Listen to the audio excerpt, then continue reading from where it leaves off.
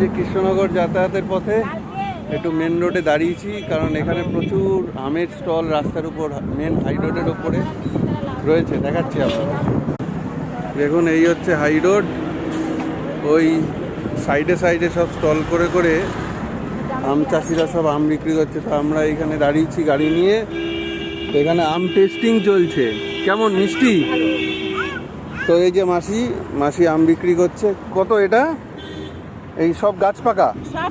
গাছ পাকা। তো এটা কত করে দেবে বলো, একদম বলো। এটা 60, আর এটা 90 টাকা। তা নেওয়ার মতো দাম বলো, তাহলে নেবো। মিষ্টি হবে গ্যারান্টি? কেটে দিলাম তো খাওয়ার। ঠিক আছে, এটা নেবো ফাইনালি বলো। এটা থাকবে, দুদিন থাকবে? হ্যাঁ থাকবে, আমি কিচ্ছু হবে না, একদম সব।